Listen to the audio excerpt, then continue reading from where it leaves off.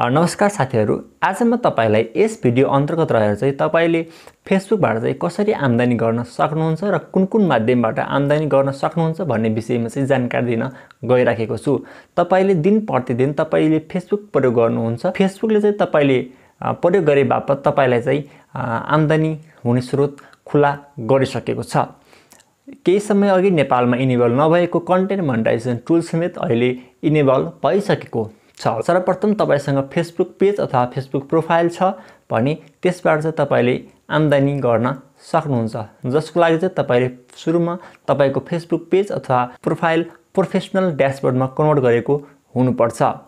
तपाईले आजको कन्भर्ट गर्नुभयो भने आजको आज चाहिँ त्यो हुँदैन। त्यसको लागि तपाईले 1 हप्ता 2 हप्तासम्म चाहिँ कन्टिन्यू फेसबुकमा काम गर्नुपर्ने हुन्छ। कुनै पनि स्रोतबाट चाहिँ आम्दानी गर्नको लागि त्यसमा चाहिँ कन्टिन्यू काम गर्नुपर्छ।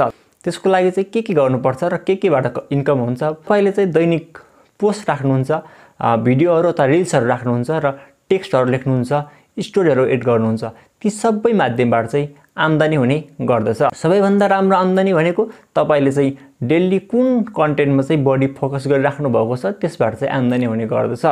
मैले गरेको एक्सपिरियन्सको आधारमा चाहिँ सबैभन्दा राम्रो आम्दानी चाहिँ मेरो फोटोमा भएको थियो। तपाईको भिडियो फोटो अथवा टेक्स्ट जुनसुकै पनि कन्टेन्टहरु ओरिजिनल हुनु पर्दछ र तपाईको कन्टेन्ट ओरिजिनल भयो भने मात्र तपाईले राम्रो आम्दानी गर्न सक्नुहुन्छ।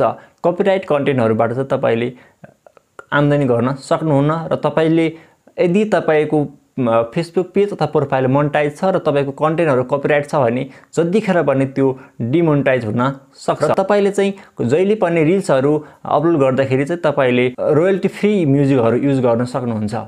रोयल्टी फ्री म्युजिक युज गर्नुभयो भने तपाईको चाहिँ कपिराइट हुने चान्स एकदमै न्यून हुन्छ र तपाईले आम्दानी गर्न सक्नुहुन्छ।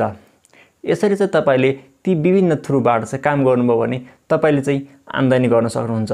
र कन्टेन्ट मोनेटाइजेसन सँगसँगै फेसबुकमा स्टार फिचर पनि छ भने इनेबल गरेर त्यहाँबाट पनि आम्दानी गर्न सक्नुहुन्छ। सँगसँगै तपाईको प्रमोसनल लिंक र स्टोर फ्रन्टहरु पनि छ, त्यहाँबाट पनि तपाईले आम्दानी गर्न सक्नुहुन्छ।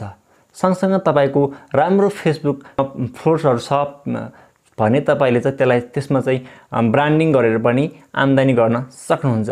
विभिन्न स्रोतहरु छन् फेसबुकबाट आम्दानी गर्ने। त्यसलाई चाहिँ तपाईले कसरी उपयोग गर्ने, फेसबुक कसरी चलाउने भन्ने विषयमा चाहिँ आफैले ध्यान दिएर चाहिँ काम गर्नुभयो भने एकदम राम्रो आम्दानी हुन्छ। तपाईले चाहिँ मैले धेरै पटक भनिसकेको छु, तपाईले चाहिँ फेसबुकमा आम्दानी गर्नको लागि तपाईको कन्टेन्ट ओरिजिनल हुनै पर्छ। तपाईले कुनै पनि कपिराइट सङ्गहरु र